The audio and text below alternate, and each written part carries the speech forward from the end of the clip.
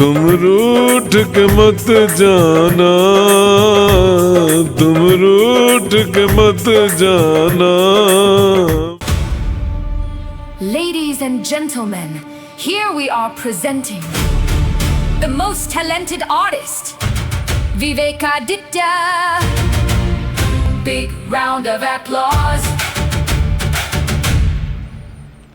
नहीं वो सब तो ठीक है, पर तुम ये बताओ तुम इतने लेट क्यों आई, कहाँ रह गई थी हैं? इतनी देर से तुम्हारा इंतज़ार कर रहा हूँ मैंने, गाना भी गा लिया एक तो, और तुमको बात इतनी सी समझ में नहीं आई। मैंने कहा कि तुम रूठ के मत जाना। कल तुम ज़रा सी बात पर रूठ गई और तुम फ़ोन नहीं उठा रही हो, क्या मतलब है भैया? टाइम पे आ जाया करो, लोगों को भी काम रहता है, हमको भी काम रहता है। हमको ऐसे फ्री थोड़ी बैठे कि यूट्यूब पे चले बस बना रहे video video video.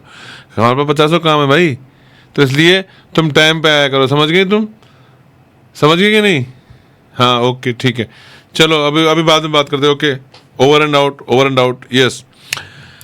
Hello, hi, नमस्ते, आदाब, सत श्री अकाल और जय श्री महाकाल। दोस्तों कैसे हैं आप लोग? मैं उम्मीद करता हूं कि आप लोग सभी कुशल मंगल होंगे। दोस्तों आज मेरे मन में एक छोटा सा सवाल है, अगर इजाज़त हो तो पूछ लूं?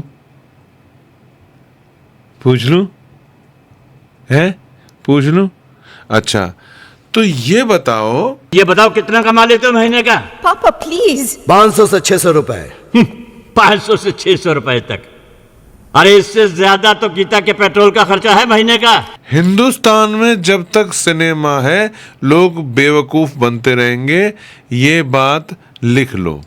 गजब बेइज्जती है। क्योंकि सवाल ये है कि फिल्मों में जो दिखाया जाता है उसका क्या सच में हमारे जीवन पर कोई प्रभाव पड़ता है? अच्छा, क्या आपको ऐसा लगता है कि फिल्में मात्र केवल सिर्फ एक मनोरंजन का साधन होती हैं, या इनका आम जनता के मनोमस्तिष्क पर भी कोई प्रभाव पड़ता है? हमको सिखा रिया है। क्योंकि यदि मनोरंजन का मात्र साधन होती तो ये जो बॉलीवुड के बड़े बड़े सेलिब्रिटी, इनको हम इतना सिर पे आप लोग बिठा के नहीं रखते। हमको सिखा रिया है। आप एक ठंडे दिमाग से सोच के देखिए कि जितना सम्मान, जैसे एक एक्टर है नवाजुद्दीन सिद्दीकी, उसने एक बड़ी अच्छी बात कही थी भैया कि ये भांड लोग थे, भांड लोग, इनको सोसाइटी से बाहर रखा जाता था। जब कोई मेला, जब कोई कार्यक्रम होता था, इनको बुलाया जाता था, ये अपना मेकअप चूना पोतते थे, अपना स्टेज पे परफॉर्म करते थे और चले जाते थे। हमको सिखा रिया है। लोग बोलते हैं कि स्टार लोग जाके डांस करते हैं पार्टीज में, ये वो वेडिंग में, तो क्या हुआ करते हैं? तो वही तो प्रोफेशन है उनका, भांडी तो है हम। इसमें जो काम करने वाली स्त्रियां, महिलाएं होती थी, वो भी अच्छे दर्जे की नहीं समझी जाती थी। और ये कोई बहुत ज़्यादा कोई 1000, 2000, 5000 साल पुरानी बात नहीं कर रहा हूँ, ये मुश्किल से 50, 60, 70 साल पुराना इतिहास मैं आपको बता रहा हूँ।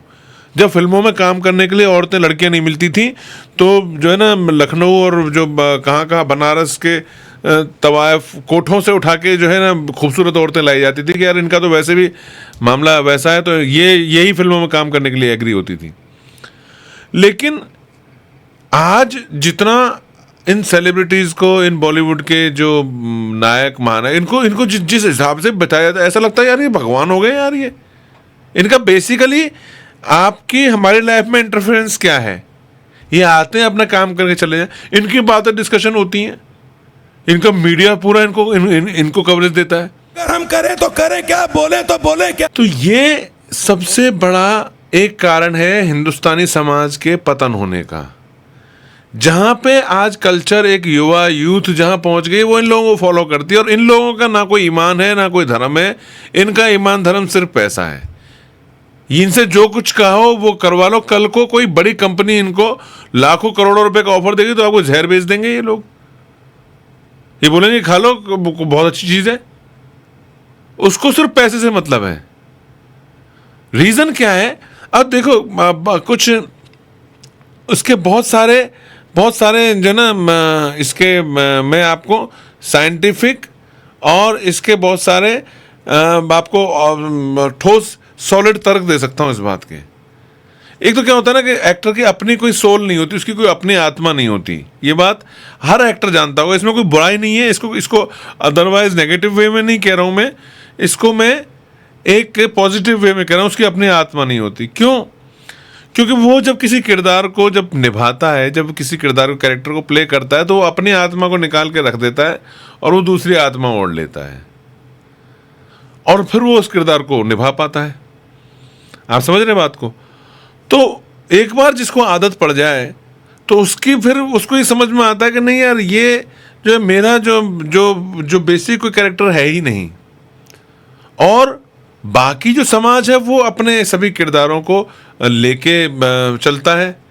भाई सोसाइटी की अपनी अपनी कुछ मर्यादाएं होती हैं, अपना कुछ एक धर्म होता है, अपना कुछ एक कल्चर होता है। उस कल्चर में एक सजावट के साजो सामान की तरह ये पूरा का पूरा बॉलीवुड इंडस्ट्री है। और काय का बॉलीवुड यार, इनका आप इनका हिसाब किताब देखो, इनकी फिल्में देखो, सिर्फ महज केवल मात्र ओनली सिर्फ जो पैसे का स्ट्रक्चर है ना भाई, वो पैसे का स्ट्रक्चर आपको लार्जर देन लाइफ लगता है। उसके अलावा ये अंदर से जितनी खोखली और जितनी गंदी इंडस्ट्री है, उतनी शायद ही इस दुनिया में कोई दूसरी जगह होगी। ये जो एप्स्टीन फाइल वाले हैं ना, उनसे भी ज्यादा गए गुजरे लोग होते हैं इनमें कुछ। तो आप अंदाजा नहीं लगा सकते। आपको अगर सच में पता चल जाए तो आप भाई साहब, खाना गले से नहीं उतरे, आपका निवाला गले से नहीं उतरे। क्या बात कर रहे हो आप? और इसमें मैं पर्टिकुलर किसी का नाम, सब एक ही थाली के चट्टे बट्टे हैं ये। इनके सबके जो है ना पिछवाड़े रंगे पड़े हैं साहब। और मैं किसी से कोई जेलसी नहीं है मेरी, किसी से कोई कंपटीशन नहीं है मेरा, किसी से कोई फ्रस्ट्रेशन नहीं है मेरा। ये मैं देखी समझी आप बीती और भुगता ही बात बता रहा हूं। तो कभी कभी मैं दिल से भगवान का बहुत शुक्रिया अदा करता हूं कि अच्छा हुआ कि मैं जो चाहता था वो मुझे नहीं मिला। क्योंकि आपका सामने दिखाने का चेहरा और है और आपका असली चेहरा कुछ और है। इनके अगर असलियत के किस्से सुनोगे तो भाई साहब आप हिल जाओगे, आप तिलमिला जाओगे, आप खिलखिला जाओगे, आप समझ में नहीं आएगा करें क्या।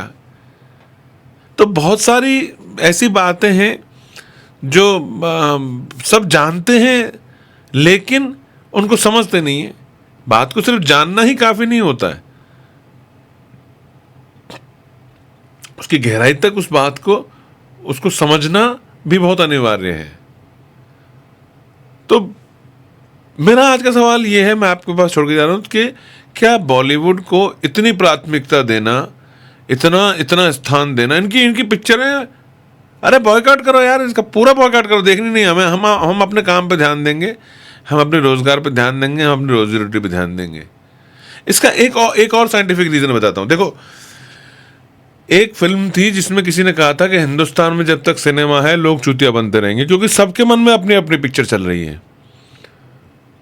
और दूसरी बात क्या है ना, आप जब फिल्म देखने जाते हैं तो अगर कभी आप उस माहौल को प्रैक्टिकली अगर एनालाइज करेंगे, समझेंगे, तो आपको 2-3 घंटे के लिए एक ऐसी हिप्नोटिक स्टेट में बिठा दिया जाता है कि जहाँ पे आप आराम कुर्सी पे ऐसे आंख बंद करके लेटे हैं, बहुत ठंडी ठंडी एयर कंडीशन की हवा चल रही है, हो आनंद चल रहा है, और बहुत ही बेहतरीन क्वालिटी का साउंड, और ये विजुअल एकदम परफेक्ट लाइटिंग के साथ, एकदम ये ठक ठक ठक।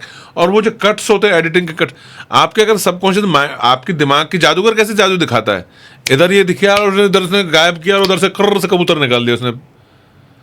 तो ये जो आप जो कुछ होता हुआ देख रहे हैं, ये माया का जो सिल्वर स्क्रीन है, ये आपकी जो कॉन्शियसनेस को जो कहते हैं उसको अल्टर करता है।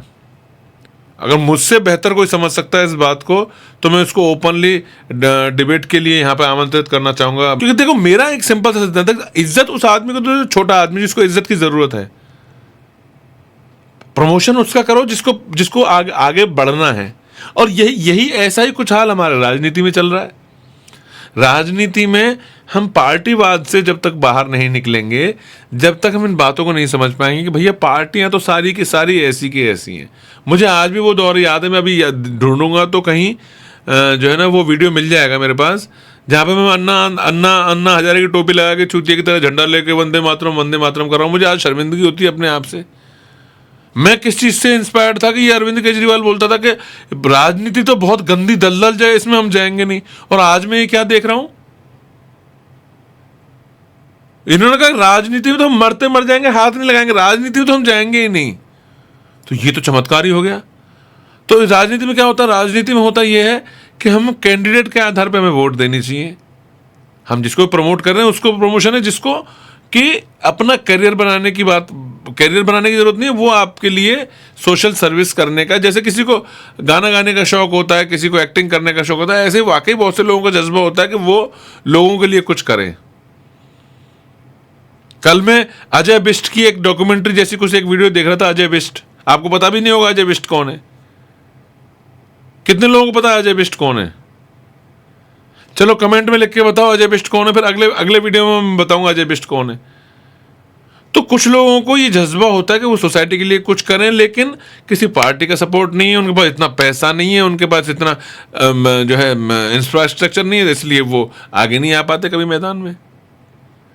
तो ये जब तक पूरा का पूरा सिस्टम नहीं बदलेगा, जब तक ये पूरी व्यवस्था नहीं बदलेगी, तब तक आप भूल जाइए कि कोई आपका ऐसा उद्धार करने के लिए कहीं से कोई अवतार लेगा।